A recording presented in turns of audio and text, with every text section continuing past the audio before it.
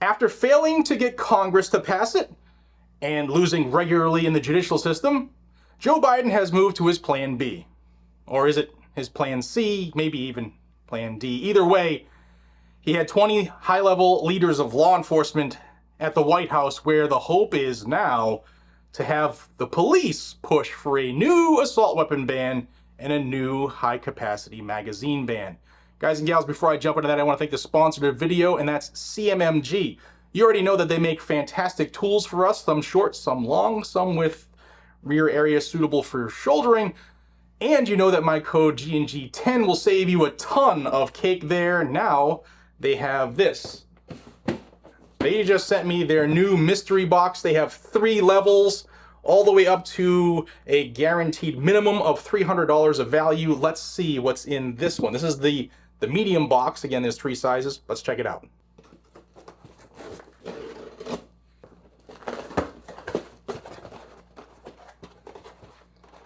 Okay, it says, welcome to CMMG Reloads. I'll let you check that out. Got a cool CMMG hat. It's good because I needed a gray one. You got some pivot and takedown roll pins. We all lose these. That's a pack of 10. You got a magazine. You got another one. One mag is for 4.6 by 30. The other one is 22 long rifle. Pretty cool. What else we got in here? We have a compensator, a CMMG koozie, a CMMG t-shirt, and some MREs. That's pretty cool.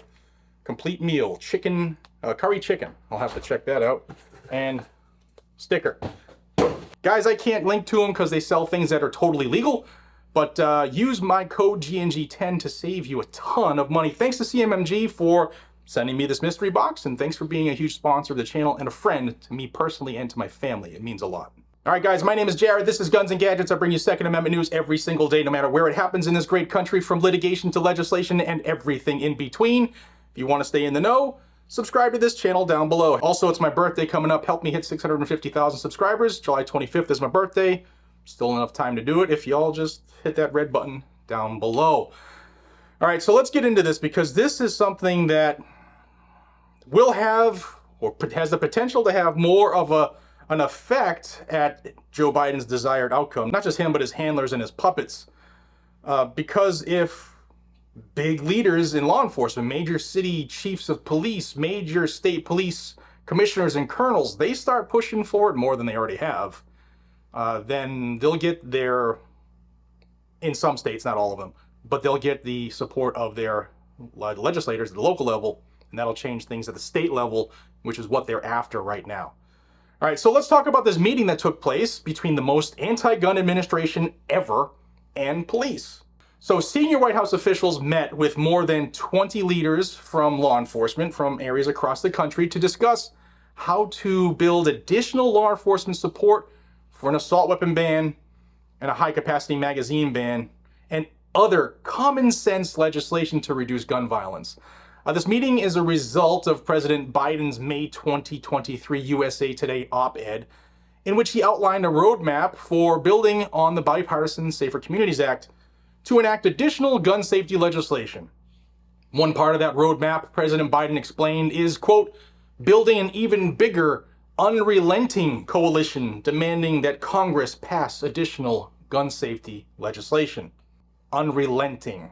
That's what he wants the police to be, unrelenting in stripping you of your rights.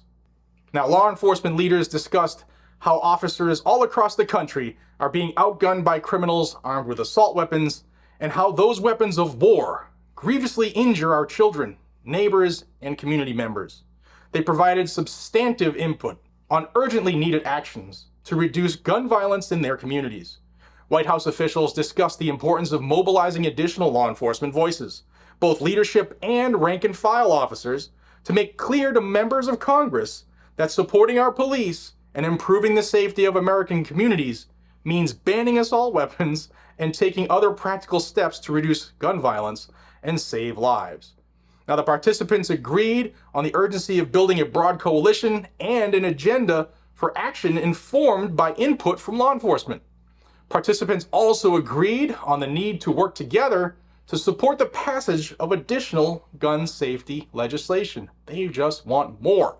Now, who are these ass clowns who decided to join the White House in moving to strip you of your Second Amendment rights? Well, the chief of the San Francisco Police Department, the chief of the Waterbury Police Department, the deputy chief of the LAPD, the commissioner of the California Highway Patrol, the acting commissioner of the Baltimore Police Department, the deputy chief from the Nashville Police Department, the chair chief of the International Association of Chiefs of Police, the chief from Wayne State University, the chief from San Diego PD, the sheriff of Washtenaw County, the senior principal of PERF, and the California Police Chiefs Association.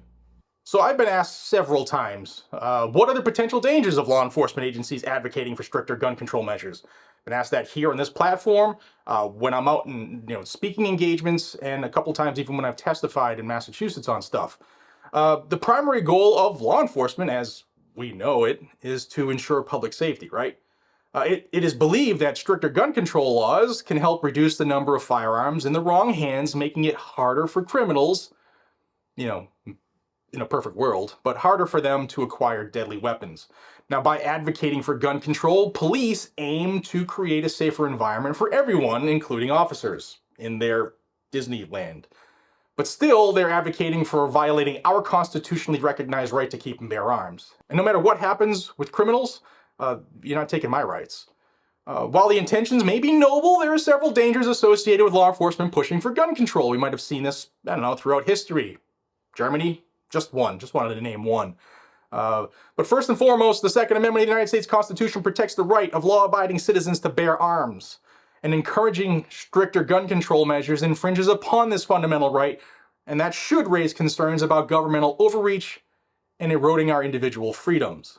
Now, many of you can just think real quick about how many times we've witnessed instances of law enforcement misconduct and abuse of power. If these same agencies push for gun control, then citizens should absolutely worry about the potential for biased enforcement, leading to selective targeting and unjust treatment based on personal beliefs or demographics, or even if you have a gun channel that they don't like, especially in anti-gun states like California, New York, Massachusetts, Hawaii, and the like. Now, some of the concerns and criticisms about cops and law enforcement pushing for gun control include, but are not limited to, believe me, Second Amendment concerns, right? Advocating for stricter gun control measures raises concerns about police infringing upon the Second Amendment rights of law-abiding citizens. Makes pretty good sense. Government overreach, right? Law enforcement's involvement in promoting gun control measures will lead to government overreach. An excessive use of power and excessive use of force and restricting individual freedoms will follow if law enforcement becomes actively involved in shaping gun control policies for the nation. You'll also see selective enforcement, where police could selectively enforce gun control laws, leading to more biased treatment or targeting specific individuals or communities based on personal beliefs or demographics. I'm glad I got out of Massachusetts. There's going to be trust issues. Citizens should question motives and wonder why law enforcement is prioritizing certain political agendas over their primary duty of, protecting and serving the community. And I know everybody's gonna be like, well, according to the Supreme Court, they don't, I get it. They don't have to, they can't be held responsible for not protecting you. I get that. And then there's the real issues that cops should be doing is actually going after, criminals, violent crime, gang activity, drug trafficking, rather than trying to advocate for gun control and being politicians. Now, then there's opposition from gun owners, right? Us. If by pushing gun control, it's going to create more tension between law-abiding citizens and law enforcement, where the gun owners feel that, their rights are threatened. And that's obvious, man. And then the impact on the criminals, imposing stricter gun control laws absolutely will not deter criminals who already engage in illegal activities. More laws affecting you and me who are not the problem cannot reduce violent crime.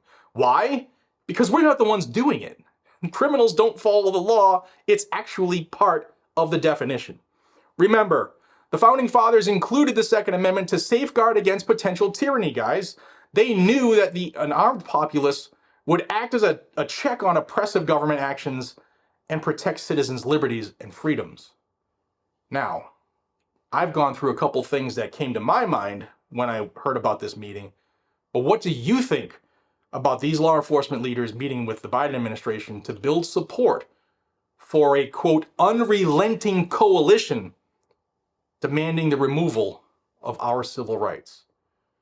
Guys and gals, I'll tell you what I think. It won't end well. And it's only a matter of time. Let me know what you think down below, guys and gals, and please subscribe to the channel if you want more information about what's going on in the Second Amendment community, from litigation to legislation and everything in between. Again, check out CMMG, use my code and save big. Save big there. I'll see you all in the next one. Take care.